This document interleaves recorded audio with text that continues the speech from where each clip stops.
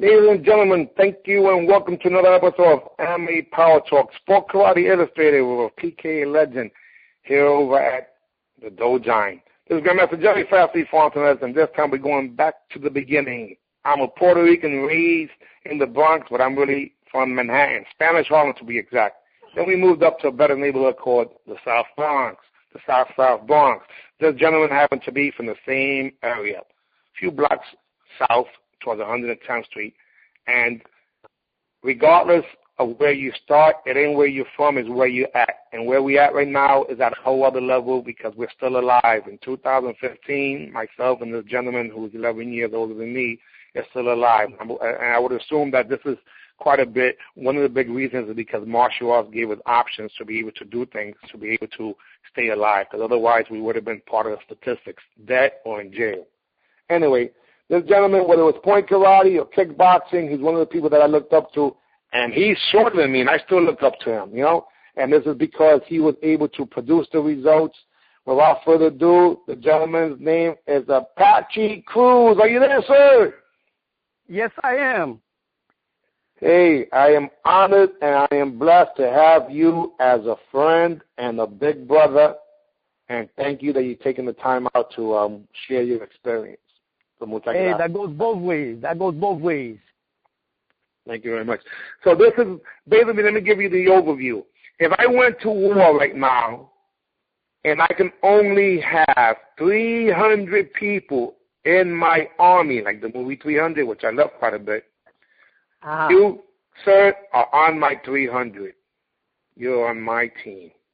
So that's what this is about, letting people know who I believe in, that are the real deal. I could be wrong, but there's a difference between quality and quantity, and sir, your record proves it speaks for itself. But anyhow, let me just say this. In the beginning, what was your motivation, your desperation, or your inspiration to start off in the martial arts? Now, I'm going to put myself on mute. I want you to say the year, the style, and as soon as you finish with that, then I'll ask you another question, sir.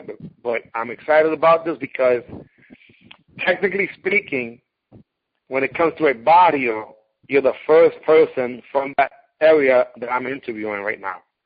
You're not the first person being Puerto Rican and from New York, because that was Wilfredo Rodan a few years ago. But when it was all said and done, all your motivation, desperation, and inspiration to train in the martial arts, and what year it was, sir? Well, when I started was in the 68. 68 I started. It was Ishiru. My style was Ishiru. Then I had traveled with another style, Goju-Ryu, with the late Soki Peter Flores. My motivation was because I always been short, and I always been a fighter.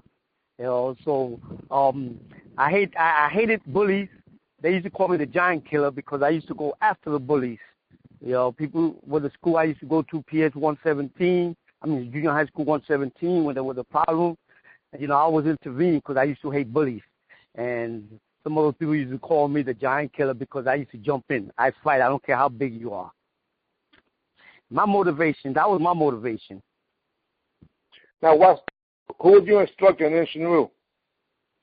Well, my instructor in Ishiru, okay, he was a mentor of mine. His name was Billy Shaw, Billysshaw. Billy Shaw, that was my instructor, who he trained under Dennis Boodoo in Queens, Northern Boulevard. Wow. And when you started training in Goju, what year was that? Well, first of all, in Ishiru, where was it at? Was it at PKA, YMCA? Was it Well, it was a community center up in Queens called Amcor, New York. Amcor Community Center up in 94th Street and Northern Boulevard. Wow, Northern Boulevard. Okay.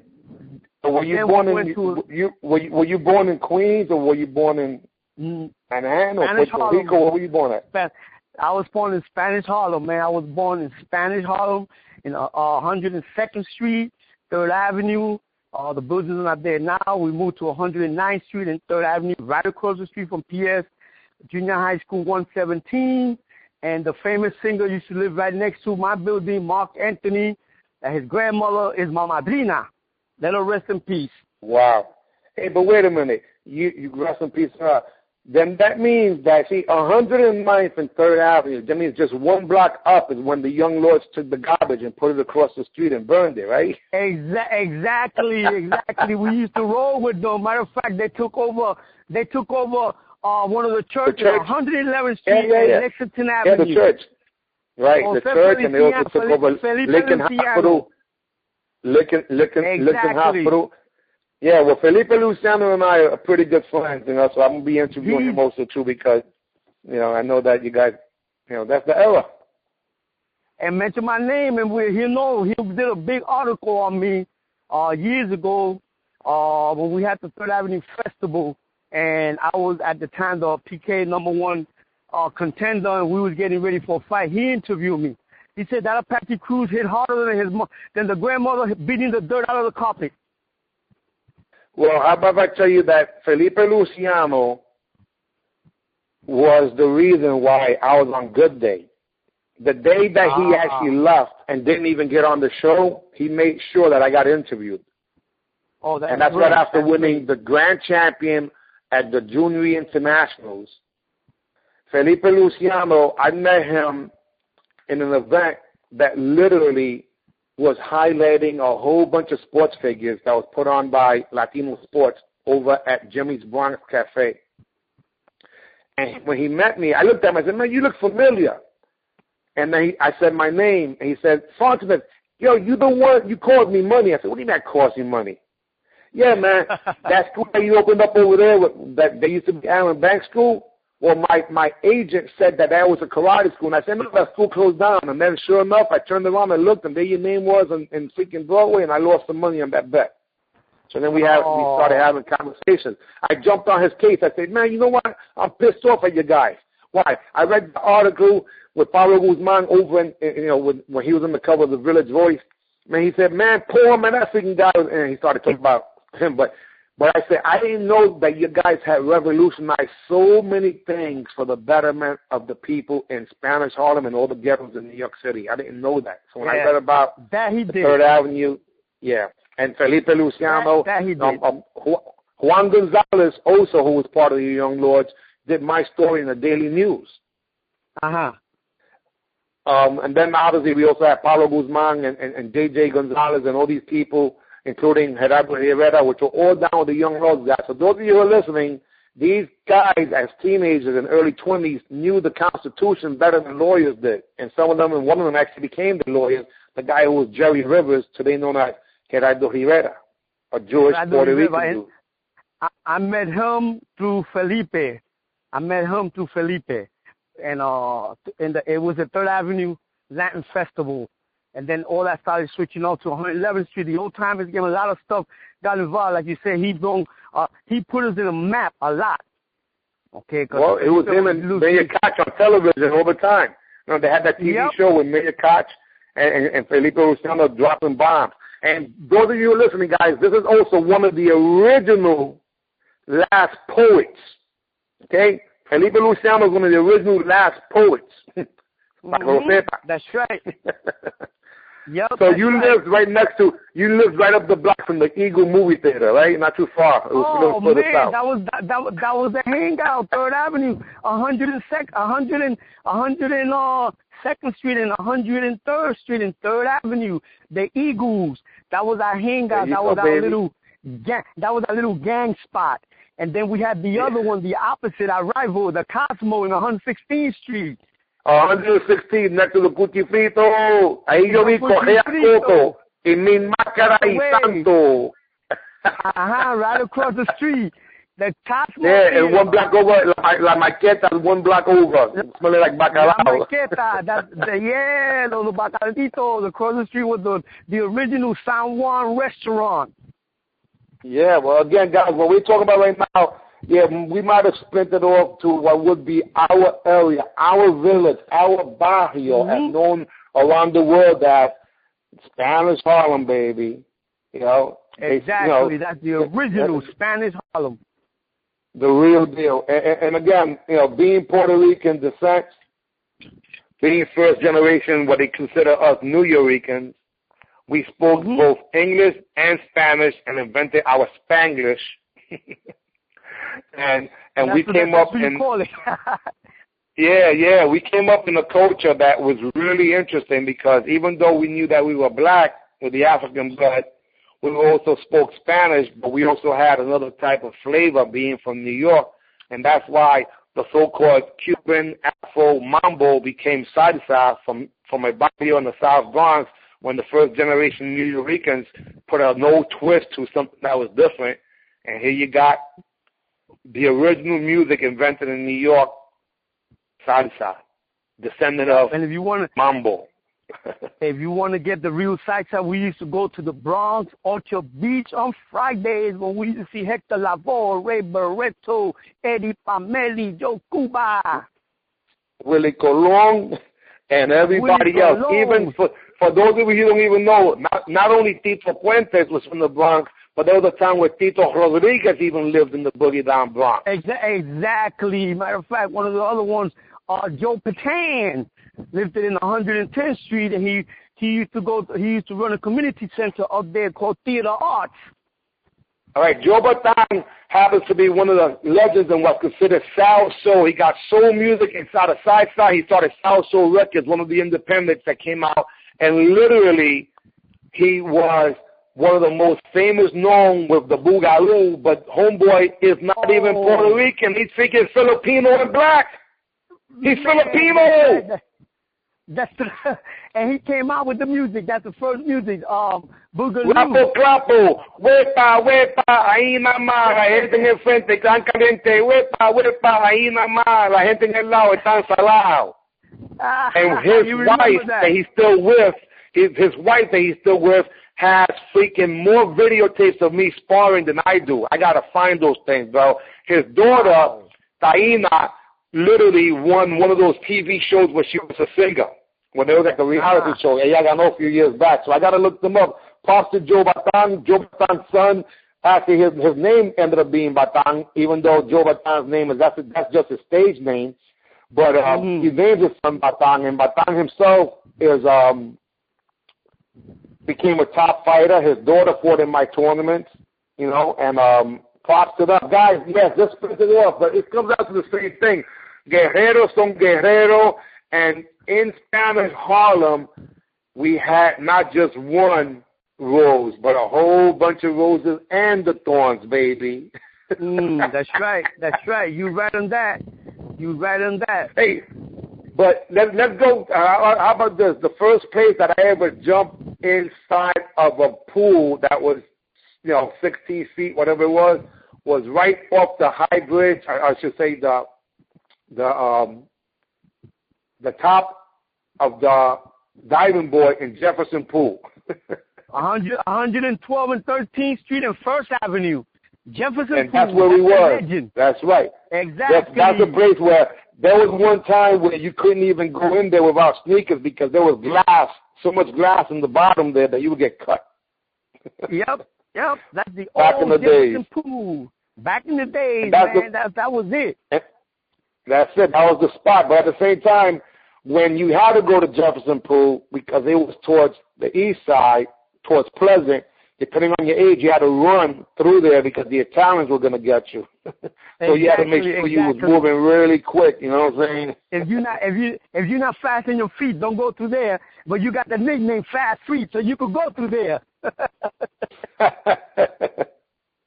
Oh man, that's phenomenal. Hey, listen. So let's go back to karate here for a second, guys. We split it off because this is called our history.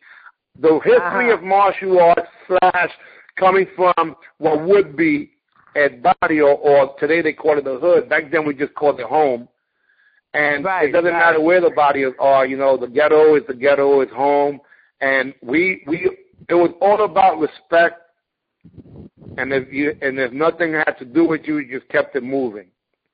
Mind your freaking business, respect people, and keep it moving. Those laws still apply to this day, regardless of where you go in the world. So that's why I never had any beef for anybody, because I know the rules. But also there's a rule that says... That's what you call block rules. Block rules. You respect. Yeah, well, respect is the number one thing in any form of martial arts. That's the values of the family by respecting your elders. Oye, respeta, o te voy a meter una bofeta. And that's the whole thing. Respect, That's old school, respect. Old school. Yeah, I don't want to call it old school. I want to call it true school, because the truth is timeless. This very day we can still use that, right? Because when it comes down to it, back then it was the truth. Today is the truth. And in the future is the truth. It's all about respect. We did a lot of good things and bad things based on making sure that people respected us. They may not like us, but they're going to respect us.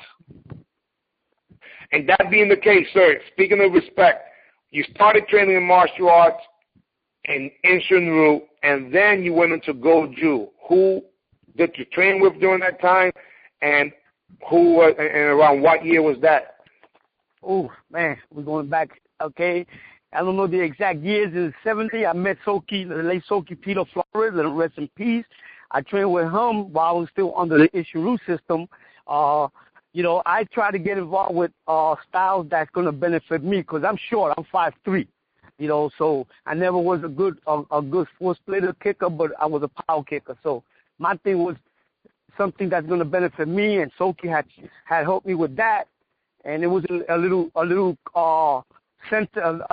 townhouse called Cross House, and he teaches in a little basement, and that's who was my original instructor in karate period. If you want to bring that up with the martial arts, I started with him until I was a green belt.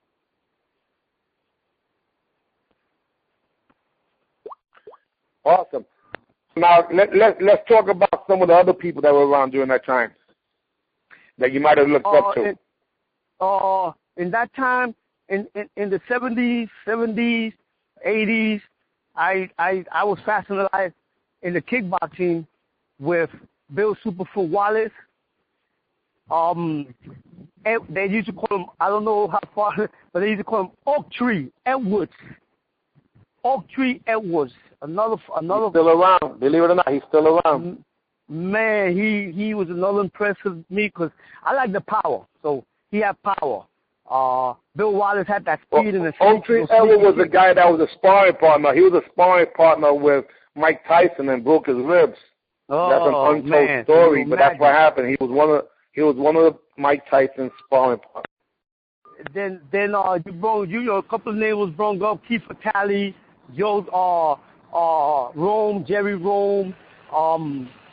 These guys was awesome, and that when I used to see that, I said, I need to get in the sport. Wow. All right. Now, how about some of the people in New York maybe that were doing if I mention someone like, it's hard to look at you and not remember Wildcat Molina. It's kind of difficult to look at you. Maybe because you guys were both bald. I don't know what it was, but two bald boricuas. But that Wildcat Molina, I'll tell you. I met when I was training one of the girls who is the mother of my oldest daughter. I said, there's a guy over there who teaches in Lexington Avenue in our house in the basement, and it was Wildcat, Orlando, Wanda, his late brother Lefty. Let him rest in peace. And I went over there, and I walked in the dojo. Wildcat wasn't there. Orlando was teaching. And then I walked in. I said, who's Wildcat Molina? He said, Sensei. He's not here right now. And, Wildcat always had his own little business with security and all that bodyguard. And when he came in, that's when he told me that's Wildcat. And I said, I want to spar with you. Bad words. Those are words I should have never mentioned. Okay, because I was looking up in the air. That's how fast he dropped me. It was awesome. Pa que repete. Yeah, exactly. The main word. You don't come to my dojo and actually spar with me. And then we became good friends. He's the godfather of my daughter. We became good friends, and people say, you know what? He must like you, Apache, because Wildcat got that character that people was like, fear him. And that's when he started training me, and I met a lot of kickboxers through him. I met Steve Valencia, little rest in peace. Rest in I met peace, yeah. Philo Torres. Yeah, and then when he had his first karate tournament, I had fought Wilfredo Rodin. Wow. It was in the 70s, and it was in junior high school, 117. Okay? 17. Isn't that the school you used to go to? Exactly. Junior high school 17 was the Taft High School of the Bronx. Right. Okay, and we fought there. I think that's when he started his New York Professional Karate Association. And when I fought Wilfredo Rodin, okay, I already lost the fight mentally, because when I saw him a week prior to that tournament, he had come out in a movie with Tazana Washington. And when he came in the tournament, I looked at him and I said, oh, man, that's Wilfredo Rodin. I said, man, I said to myself, I hope I don't have to fight him. Right there, I lost the fight. And wow. He played. Well, Rodin was one of the people that we interviewed, too. We interviewed Rodin also, man, because there was one of those guys that people, I mean, he literally, this gentleman was from the Lower East Side, and he literally was one of those people who not only was a student of Owen Watson and Frank Ruiz, but he was also taken over to even Master Peter Irvin himself. So what happened was that once they finished with him, so when Owen Watson finished with him, then Frank Ruiz grabbed him. When Frank Ruiz finished with him, he sent him over to Irvin. So he became the descendant and the owner of what would have been Nisei Goju. But he also trained with, which I didn't know this until I spoke to him, with Professor V. And to the point where his style is a combination of jiu-jitsu rule combined with that. So I didn't know these things, and if it wasn't for these conversations, I wouldn't be able to have an intelligent information, and that's what this is all about. I spoke to you recently, and one of the things that I told you was that this information, now guys, please understand, whatever you want to call him, whether it's Anchi, Sensei, Master, and I'll ask you whatever you want to be addressed as, and I'll call you that accordingly, but the legend Apache Cruz normally wouldn't be a person to do too many interviews. But I told him, and I'll say this again, this is not your history. Your history belongs to all of us. Didn't I say that, sir? Do you agree? Yes, you did. Yes, you did, and I respect that. Because without you, then there wouldn't be me. Without every single person who came before us all. See, people like to say us. I like to say us. Because you ask all of us. All of us either benefit or lose because of everything that we do. Because we're interconnected. We're absolutely Barnum family. And family, literally, as we have dysfunctional as any family in the world. Some of us have long hair. Some of us cut our hair. I didn't cut it as short as you, but you even, you say, hey, you cut your hair like me. And that's the point. We are human beings that want to have a good time. And throughout the years, as a young man, if you saw me grow up, I always wanted to have a good time. And people had a hard time with me having a good time. So I mind my business, and I just did my thing. But I always happened to get respect from people that I thought were the real deal. And the real deal weren't people who were just teaching to me. They weren't just people who were just doing even kata. I respected those people also. But the ones that were knocking heads, they're the ones that I respected the most. Whether they knew I respected them or not, I was always a fan. And nothing's changed, except that now I have more people that I have to, there's just more people that I respect and I love. And I don't want these people to die without them knowing that we appreciate them. I'm getting ready to make 2 phone calls this week with 2 gentlemen that literally are in some back stages of cancer. By having a conversation with them, I think that it'll help them stay alive. Now, when rest in peace, Soki Peter Flores passed away. I didn't get a chance to visit him in the hospital, but I did send him a video that made him laugh because he remembers me going to the tournament. Yeah, I saw that video. I couldn't attend the hospital, but I when he was in a talking mood, I definitely gave him a call, and we conversated for about 45 to an hour, and we brought back some old memories, and I pray that conversation cheered him up, and he's with the Lord, he doesn't have to suffer. But right now he's here.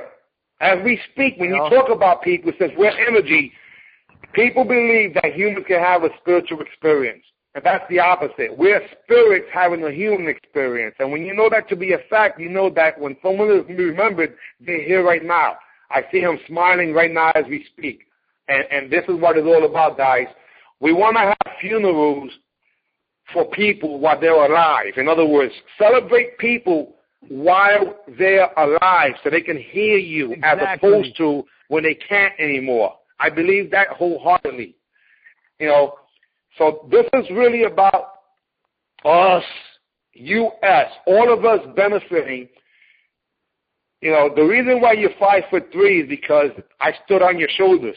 We stand on the shoulders of giants.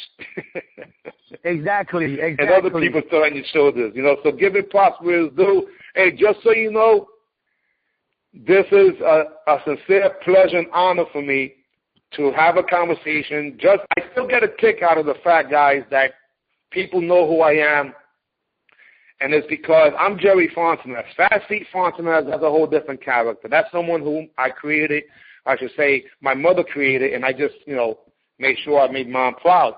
But if you eliminate my ability to even pick up my leg and throw a kick, I was always a fan first, and I continue to be a fan. However, I may not be a happy fan today because a lot of the things that I see today is not consistent with what I consider being effective.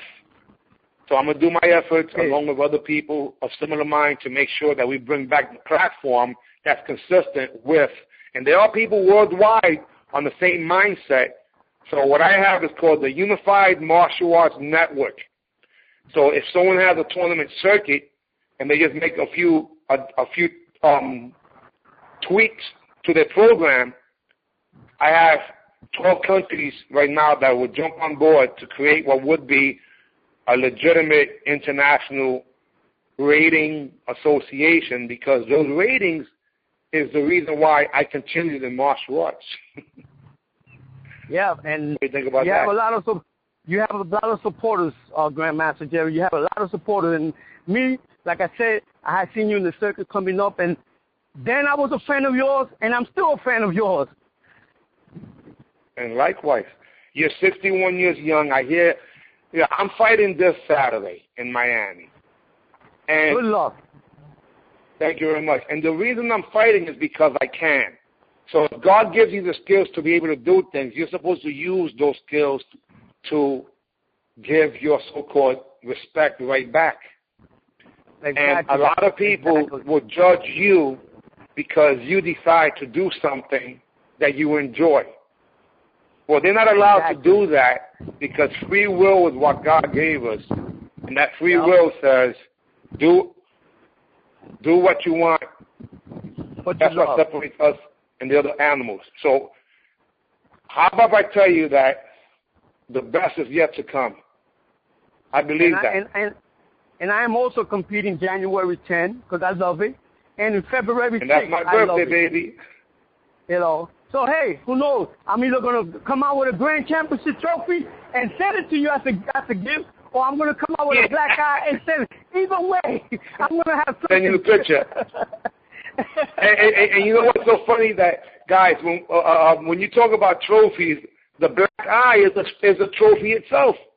Because it shows that you're part of this whole world. So when you go people used to say, hey, man, you're the only person I know that comes to school, to work, to wherever, with a black guy smiling. I say, because you should see the other guy.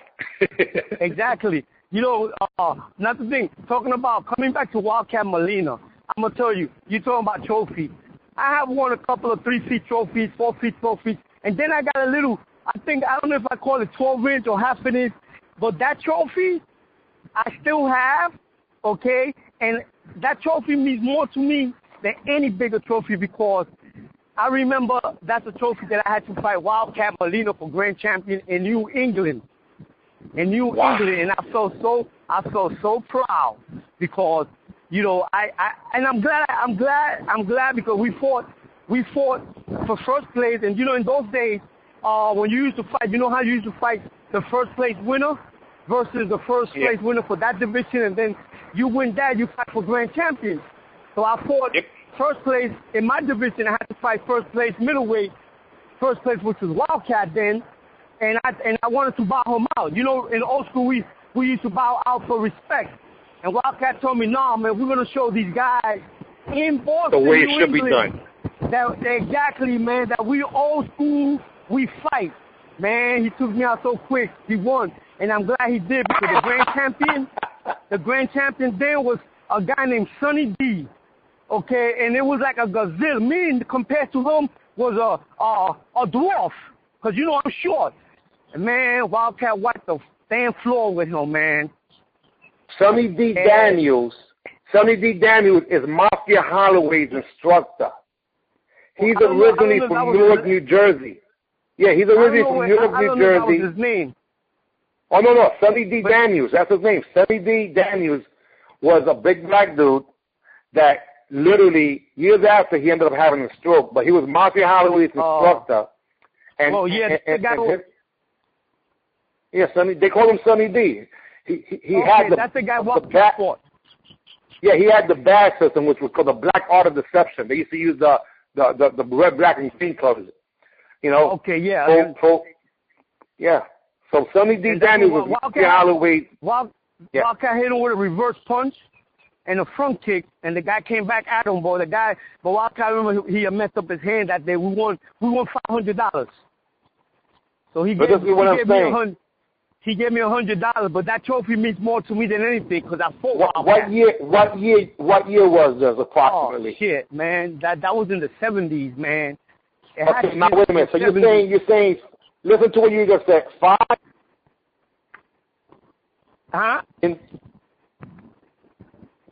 This is $500, right? Right. In the 1970s. In the 70s. Remember what I told you? Okay, so $500 in the 70s is not $500 today. $100 in the 70s is nowhere near $100 today. That's what messed me up. Remember, you can go to point karate tournaments, as sad as it is or was, and win more money in a year than you could with kickboxing while I've known full contact. Exactly. Let's talk about that. Let's talk about when did you go into what would be full contact. By the way, Wildcat Molina, just so you guys know, his freaking body was like a bodybuilder. His waist to his shoulders was ridiculous. I mean, this freaking guy's wingspan was, and to this very day, he's diesel. What the heck is that about? Yep. He was cut like I don't know how to say it, man. But this dude was cut, you know. And he started at NYPKA, and I fought there. Like I said, when I fought Federer wrote down his point, it was in that tournament. And then I got into the kickboxing. I fought I'm going back now. At the Beacon Theater. At the Beacon Theater. Yeah, baby. 77th Street and Broadway. I fought a guy named Johnson. I think his name was Robert Johnson. Matter of fact, the referee for the fight, which also was one of my mentors, was Grandmaster Reno Morales. Let him rest in peace. Everybody know who Reno Morales is. Yep. He stopped the fight. He stopped the fight in the second round that I put him down, and he hold me. Matter of fact, I got 2 pictures of that if you want me to text it to you. Those pictures are very important because when it's all said and done, this interview will be able to be seen over at Dojine.com / we're going to put Apache. and that'll be your own website that has this information. Yeah. So any photos that you want, we'll put them in there. That was at the Beacon Theater. Ralph Mitchell, that was his name. Ralph Mitchell. Wow. No. Ralph Mitchell was a Fujao prize fighter that comes from Port Vizio's camp. He's one of the Kung Fu guys, or I should say, one of the Kung Fu guys that actually fought with a big mustache. Everybody had a mustache back then anyway. Yeah, he had a big afro. I think that's the guy I fought. But I'm going to double check my records because I got photos of that. And Reno Morales grabbed me when he fell. And I told him, no, man, I'm going to go kill him. This is the name of the game. He told me, take it easy, Apache. Don't get disqualified. Take it easy. You know, because when I get somebody hurt, I got to go after you. You know, because if not, you might take me out. And then I fought a guy named Johnson. Then I fought Israel. I fought Anthony Salerno. And I fought... Are you talking about Israel Rodriguez? Yeah, Israel Rodriguez. The video another guy from Spanish Harlem. Or actually, he was from the Bronx. Right. He was from the Bronx. And then I fought 12 rounds. He's the one that introduced me to the leg kick, and this guy was a cast iron. Okay? And you know him very well. Very, very well. His name is Grandmaster Jonas Nunez. Oh, wow. I don't know if you was aware of that me and him fought for the NYPKA, and he introduced me to the leg kick because he was more to the Muay Thai. He kicked me so hard my leg, I thought I was growing a head. Yeah, well, that was during the time where I started, that's when I resurfaced to the martial arts. See, my background really comes from Long Fist Kung Fu in 74, but in 1976, I joined Sang Soo Tiger Kim. Rest in peace to him. Man, Tiger Kim from the Bronx. Yeah, of course. Tiger Kim, Supreme Grandmaster Tiger Kim, he's the reason why when I came to the karate circuit, when I met Jonas Nunez, Jonas originally, green belt, training in whatever he was doing, but Louis Trujillo from the Bronx, they went to Clinton High School together. Clinton High School. I met him Clinton. Yeah, they went to DeWitt Clinton, both of them, and that was sports, orientated school. It was that and Kennedy that had a lot of people. But anyway, when I met him, I was a red belt in Taekwondo. He was a green belt, and I don't know what other style it was. And then, but I was strictly a Taekwondo fighter, Taekwondo circuit. Mm-hmm. When I went with Louis Trujillo to a tournament at the PAL on Webster Avenue, promoted by Lamar Thornton and Chink Valencia, right? And Chink Valencia. Steve Valencia's brother. Right? Steve Valencia's older brother. Mm-hmm. That tournament was the first time that I knew that it was even a whole other world of karate. Because I used to come strictly from Taekwondo tournaments, going through Henry Cho's and things like that, right? Right. So now when I went over to this, the Americans. So when I went over to this tournament in, I didn't go compete. I just went there to watch. I couldn't believe that it was like gangs, and everything smelled like Tiger Bomb. And I couldn't believe that the referees were actually like, the judges were like talking to they were talking back to the judges. Mm-hmm. We couldn't do that in Taekwondo. That was not allowed.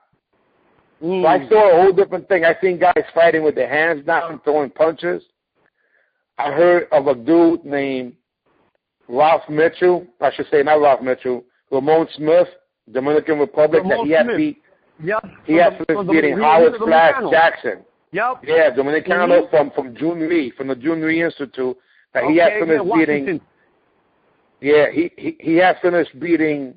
Literally, he had finished beating Howard Flash Jackson in 1974 for the first PKA New York World Championships. Howard and then he lost to Howard Jackson. Yeah, rest in peace. And then he lost to Isales Dueñas. Isales Dueñas was the guy who actually beat him for the title, but he's the one that's why the only person the only person who did not win world championships from America was the lightweight, because Bill Wallace, Superfoot, won the middleweight. Jeff Smith won the light heavyweight, and Joe Louis, rest in peace, won the heavyweight. That was 1974, and that's when Telly Savalas was the host, and it was Wild World of Entertainment. And in addition to that, the person who was the promoter, which became a very good friend of mine, believe it or not, was Mike Anderson, the first PKA promoter that invented what's today known as the PKA. Right. And there's a photo right now today as we speak, right on my wall, which I'm going to tag you. And in this photo, you see the whole crew that just finished winning.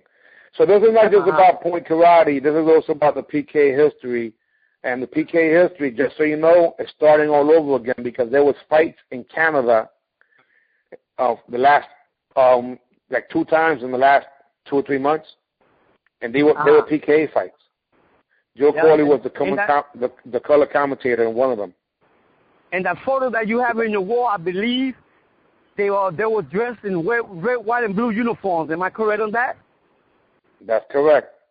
By the way, those of you who are listening, that uniform, which is called the Stars and Stripes uniform, I'm remaking that, but with my clothing line, so the fabric's different. But I'm gonna make that as the USA uniform for next year's World Championships. Next time you communicate with Joe Corley, you tell him Apache Cruz wants to be involved in that fighting. Just get me somebody that's 60 years old like me. I could do 5 rounds. and you know what's so funny is that literally he still respects those people from that era, meaning your guys, as being the true strikers of martial arts. No disrespect to anybody, but there was a different level of striking there.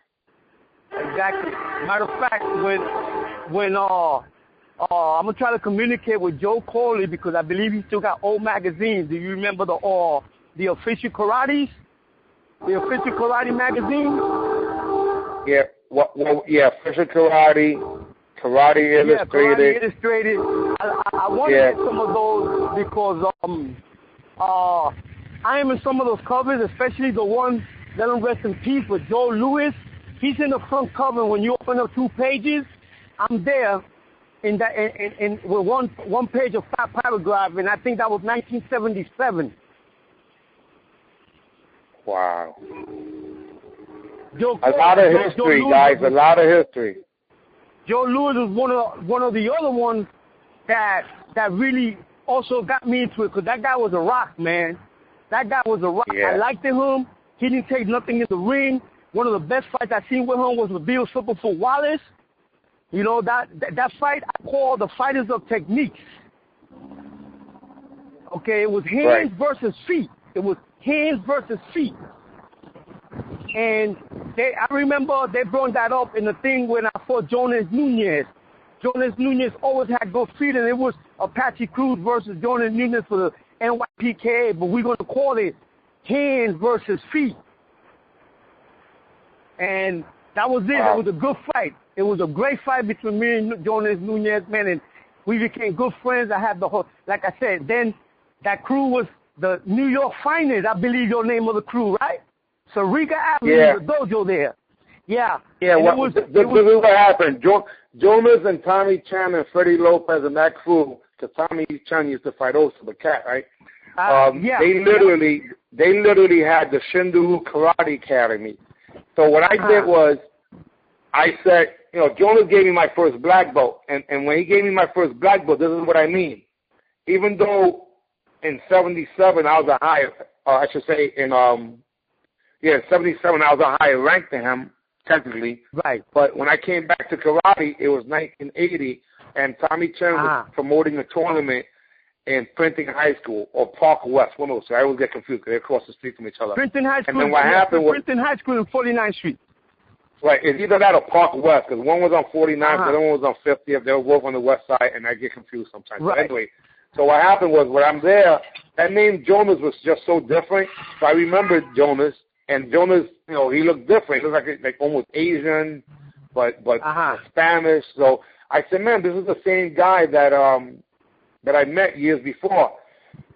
Jonas had just got his black belt days before, and I started working out with him. Now, when I came back to karate, I was afraid to wear my brown belt because I was out of the loop for so long. And what I saw that was different was that in karate, they allow sweeps and punches. Right. In Taekwondo, pretty much we were just kicking. So I said, you know what? I didn't have the confidence, but in that first tournament, December of 1988, which was a Christmas tournament, Tommy Chen promoted, I beat a guy named Timak, who ended up being the last Dragon years after. Timak, the last Dragon, yep. Yeah, and then, so him and I became really good friends. By 1981, I started working out in Jonas's basement in Decatur Avenue up in the Bronx. And then by the time 1982 came, I had enough confidence for me to, I told him, listen, I'm going to fight the black belt division today. And he took the belt from around his waist, Jonas did, and gave it to me. Right. Oh, that was so he gave me my first black belt. Now, it wasn't an exam, but it was a test, because what was happening with me was at age 16, which is when Jonas gave me the belt, I was already going to be a father. So I figured, I'm going to need some money.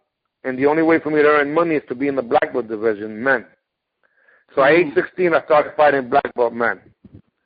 And that first tournament I competed in, I took third place.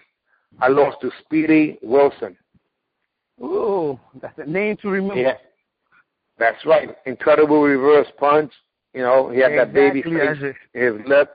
And I'm going to actually interview, I'll eventually find him, but I'm going to interview his partner, which was Michael Lookup Sledge.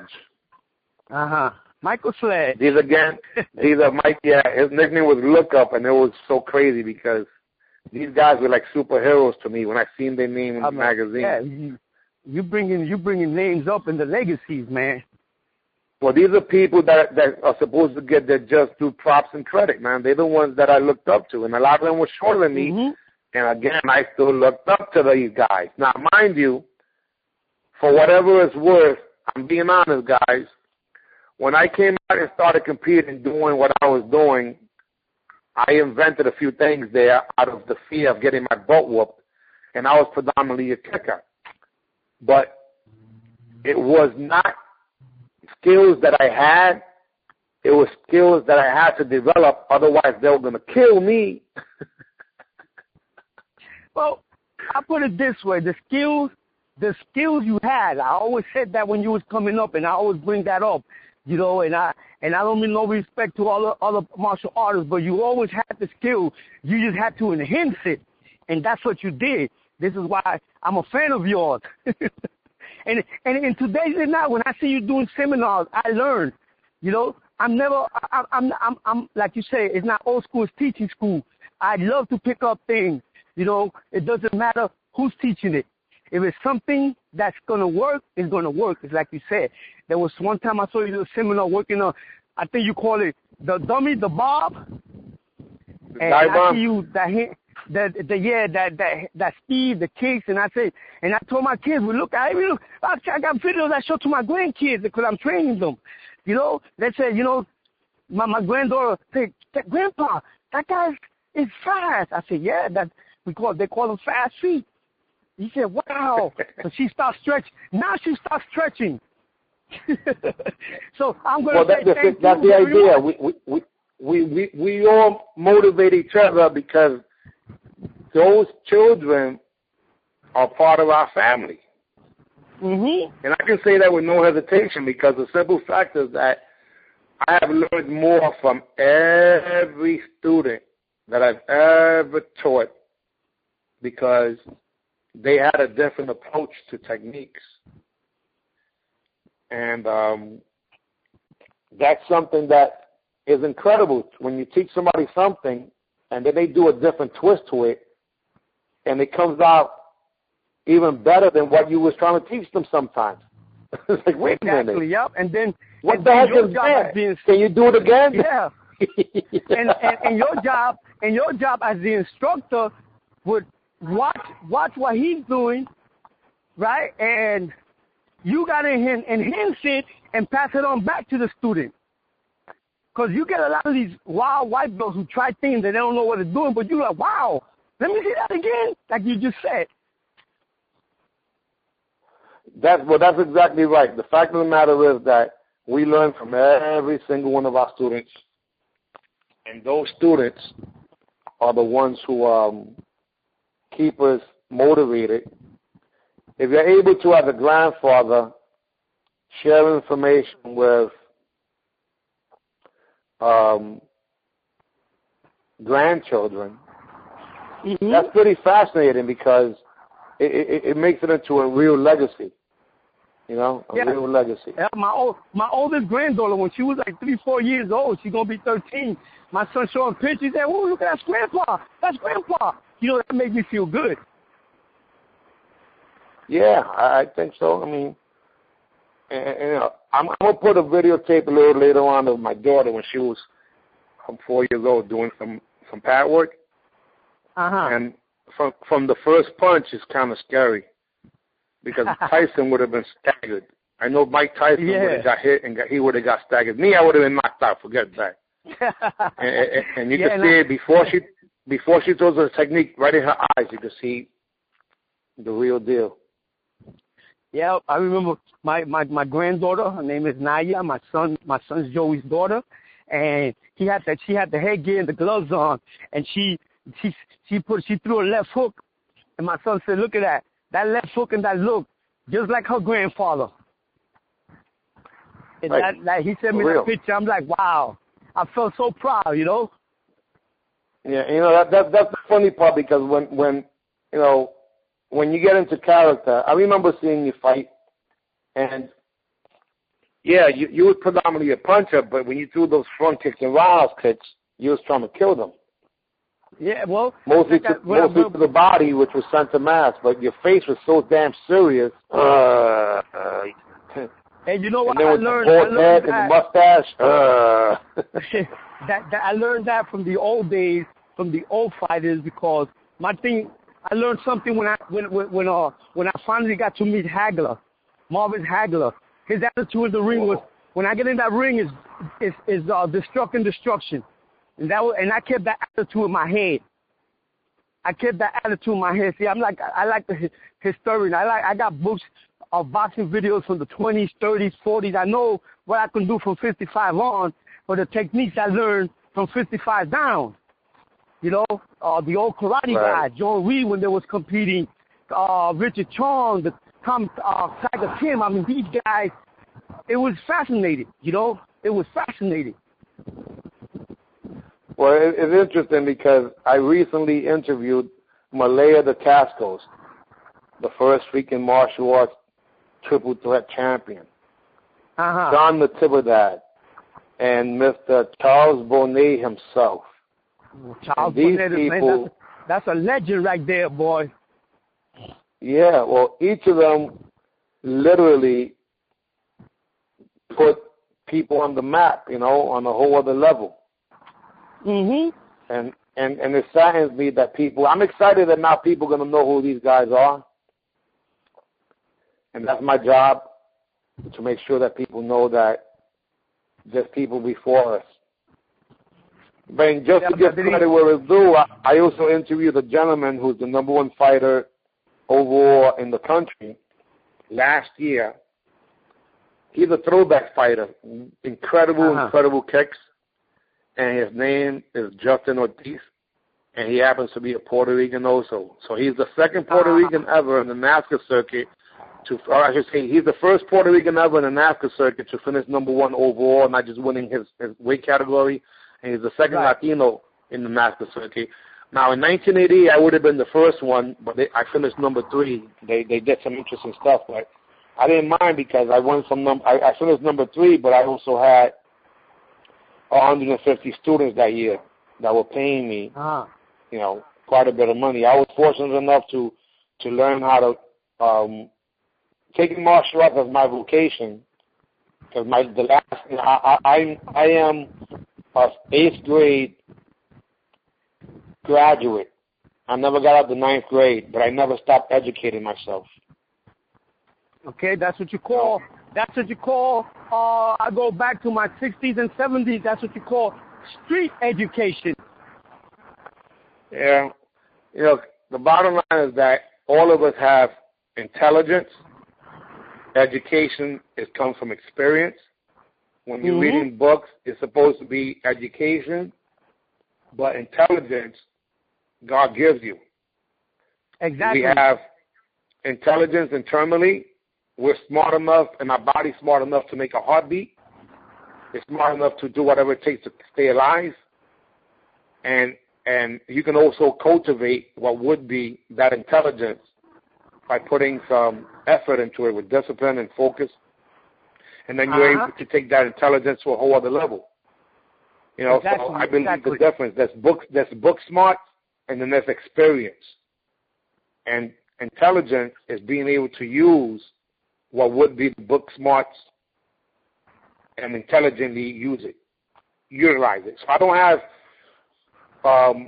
a GED, but I have a PhD in life in terms of results.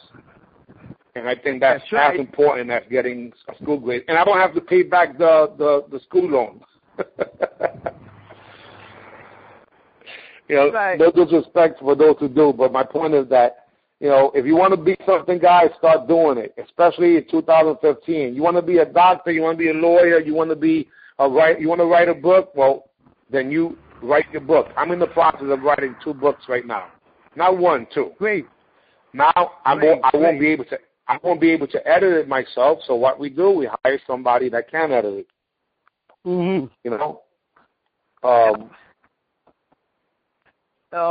it's like you say, if you want to go for something, go for it. See, my motto, as I was coming up with 15 brothers, 2 sisters, we always focus, we always have that fighting instinct, and we always say a quitter never wins and a winner never quits.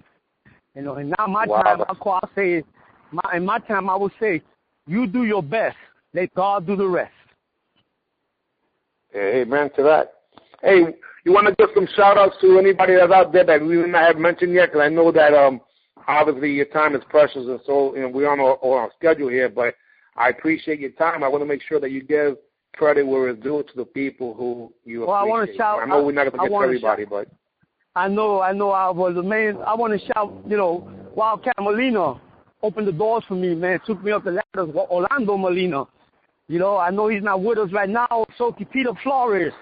Okay, another one there. I also want to shout to Firefox. Everybody knows her, man. We always communicate. She's a good mentoree, And then another one, rest in peace, Grandmaster Reno Morales, and the rest I didn't mention. But like they said, you can't mention everybody, but you're all been involved in my martial art training and my focus, especially my fans. And again, I want to give thanks to Grandmaster Jerry Fontanes, which I always be a fan of his as he was coming up, and I still am a fan of his, and I got the utmost respect for him. Well, that I appreciate. And again, the feeling is mutual. We all we all have someone that we look up to. Hey, I want to give a shout out to a few people that you may appreciate too. Now, guys, I'm gonna be a little biased right now, only because in my heart of hearts, I believe that when it comes to giving credit to a lot of the pioneers and legends, I don't hear a lot of people named, but the least amount of people I hear are my fellow Latinos, and it's just the truth. Yep. So whether it was Benny Yaquitas, Darnell Garcia, Luis Delgado,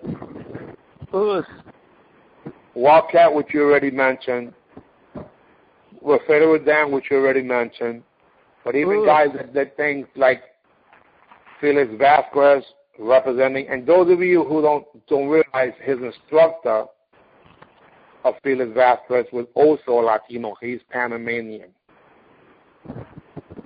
And Luis Fernandez, the first guy to win the grand champion, that was a Latino from the Bronx, over at the All-Americans. I'm going to interview him shortly. Student of Charles Bonet, who literally did movies as being like the Puerto Rican Bruce Lee back in the days, and people forget that, La Pantera, you know? Exactly, La Pantera. There you go. I also met a gentleman who happened to be the instructor of, and the older brother of Peter Flores, rest in peace to him, and that's Vincent Flores, who I got the opportunity to meet him at least over the phone because of you, sir, and I appreciate that. But he told me some other stuff that was pretty incredible, you know, being a student of Grandmaster Aaron Banks that he was. But Steve Valencia was a giant, a fighter. His student, exactly, and rest in peace to him, his student Dennis Alicia was freaking awesome. Jonas Nunez, Freddie Lopez, and even guys that were over at the other side, like Tony Lopez from the Junior system, who was a Dominican guy from New York, relocated to North Carolina, who I interviewed Jeff Gripper, and Tony Lopez gave Jeff Gripper his black belt. I didn't know that, bro. Wow. Imagine that. Yeah, that's another name that people haven't heard in years. In addition to that, Chink Valencia, a guy named Louis Trujillo, and then there was a guy also who was a ghetto superstar. Didn't compete that much, but I got to give him props because to this very day he looks like Bruce Lee, and that was Luis Morales, who's down in Florida exactly. too.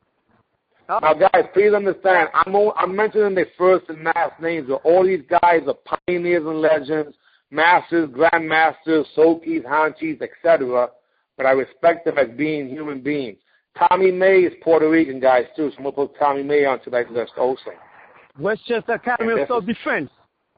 And again, this was things, and Tommy May was one of the first people who literally was teaching what was the Jerome Mackey School up in New Rochelle, baby. How's that? For a throwback name. You know, you had guys like... Let me throw one name in. Also, the Grandmaster Morales' brother, Reno Morales. He's out in Florida also. And I like to say Demetrius Havana, who trained Cliff Thomas. Let him rest in peace. Well, Demetrius the Greek Havanas was the instructor of Chris Thomas. Exactly. Cliff Thompson, which I haven't interviewed him yet. But he was also the instructor of Ray McCallum, who I have interviewed him already. Rudy Smetley, who I interviewed him already. Troy Dorsey, who next week I'm interviewing him. Troy Dorsey, remember him? Tim Kirby. Tim Kirby and a whole bunch of other people, all trained by one guy, which is Demetrius Havanas. And that was the Greek. The Greek passed away in an airplane, in a plane, how you call it? He was flying over to Atlantic City to fight, I should say. I'm not sure who he was fighting against, but all these people are our, what we consider pioneers and legends that we respect. In addition to that, we also had guys in New York City that still haven't been mentioned. I'll give a shout out to Lou Ferrer, who represented in a big way and still does to this very day. You know, Lou Ferrer is no joke. Plus, on top of that, I'm going to probably add maybe just two more people, because there were people that I didn't get a chance to really see fight, but I got to give them credit as the ones that were representing on the highest level possible for competition. One of the guys was a Taekwondo stylist named Frankie Calderon. Frankie Calderon was a student of Joe Hayes. Oh my God, the things that guy did. Joe Hayes, his classmate was Spider Martinez, one of the best saiceros too that you know. He could dance his butt off, you know. Spider Martinez from that whole Richard Chun group, and the other guys that were over. Yeah. And they were up in St. Mary's Park over there in the pool teaching Taekwondo. Joe Hayes. On 49th Street. Yeah. So again, these are a lot of people's names, and my promise, guys, is whoever's alive today, and again, we're forgetting so many people, but I think that by mentioning these few, at least wherever they are, their ears are ringing because they're being thought about. Rightfully so. Yep. Rightfully so, because these people are the ones that we looked up to and had a chance to break bread with. Mind you, some of them were people that we had a fight with, and that's the reason we got better. We'll lose a draw. I'm even just to the Delgado brothers, and I don't mean I'm talking about Pete Delgado and Hector, which is Bolo Delgado, right there in 109th, man. My people that I love them, man. Madison Avenue. Matter of fact, there right there in the church. There was my farm partners when I used to get ready for fights, and wow. Those guys, yeah, they had good legs. You know, there was my farm partners, man. They used to keep me alert. Ketsugan Warriors. Exactly. Students of Ken Riley, who fought Benny Akitas. Oh, there it is. Another guy. Speed Demon. When I used to compete for those guys, yeah, Speed Demon. You know that he trained under Peter Flores, Sophie Peter Flores. Wow. There you go. So we are all giving credit right now to the people who motivated us, who fought us. You know, Billy Blanks taught me how to keep my mouth closed in the middle of a fight, and how the way he did it was that he broke my jaw. So thank you for that. Exactly. So I don't block my face anymore. Yeah, well, that's my biggest trophy. Your trophy is a little bigger than mine. Mine is my teeth being crooked, because that happened in Madison Square Garden, ESPN TV, against Billy Blanks, and I was actually wearing a Billy Blanks patch. And this is not to brag, but I was the only Latino in the nighttime finals fighting there against all those monsters during that era, 1986, and I was the only New Yorker that was also fighting there.